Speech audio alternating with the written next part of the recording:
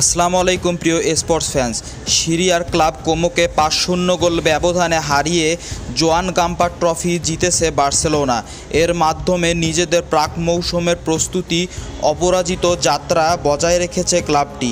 ২০২৪ সালে মোনাকোর কাছে হারলেও এবার দাপট দেখিয়ে গাম্পা ট্রফি নিজেদের করে নিয়েছেন কাতালানরা। ম্যাচে বার্সার হয়ে ২টি গোল করেন ফার্মিন লোপেজ ও লামিন ইয়ামাল। ম্যাচের শুরু থেকেই দাপট দেখাতে থাকে বার্সেলোনা। ২১তম মিনিটে কোমোর ডিফেন্ডারের ভুল পাসের সুযোগ নিয়ে ফার্মিন লোপেজ ডি বক্সের বাইরে থেকে নিখুঁত শটে গোল করে বার্সাকে এগিয়ে নেন। বিরতির ১০ মিনিট আগে আবার গোল করেন তিনি। এবার চমৎকার একটি শটে বা কোণ দিয়ে বল জালে জড়ান এই ডিফেন্ডার। তবে হ্যান্সি ফ্লিকের দল এখানেই থেমে থাকেনি। বিরতির আগেই ৫ মিনিটে আরও ২ গোল করে ব্যবধান বাড়ায় বার্সা। ৩৭তম মিনিটে মার্কাস রাশফোর্ডের নিখুঁত ক্রস থেকে গোল করেন রাফিনহা।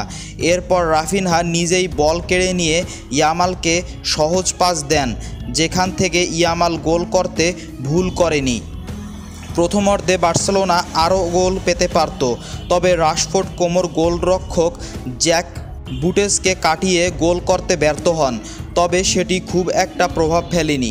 দ্বিতীয়ার্ধে শুরু হওয়ার ৩ মিনিটের মধ্যেই বাম কোণে দুর্দান্ত ফিনিশিংয়ে ইয়ামাল তার দ্বিতীয় গোল করেন। এই নিয়ে বার্সেলোনা তাদের ৪টি প্রাক মৌসুম ম্যাচে মোট ২০টি গোল করেন। ইয়ামাল করেছেন ৪টি গোল ও ১টি অ্যাসিস্ট, যা দেখিয়ে দিচ্ছেন তিনি ২০২৪-২৫ মৌসুমে আরও বড় ভূমিকা রাখার জন্য প্রস্তুত। অন্যদিকে রাশফোর্ডও ধীরে ধীরে নিজেকে নতুন ক্লাবে মানিয়ে নিচ্ছেন।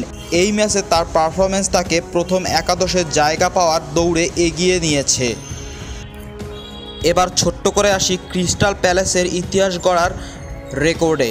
ইংলিশ ফুটবল মৌসুমের শুরুর দিনটাই উপহার দিল রোমাঞ্চে ঠাসা এক বড় লড়াইয়ে।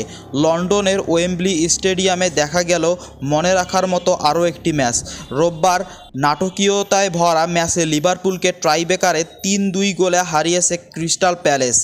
এতে নিজেদের ইতিহাসে প্রথমবারের মতো কমিউনিটি শিল্ড ট্রফি জিতল ক্লাবটি।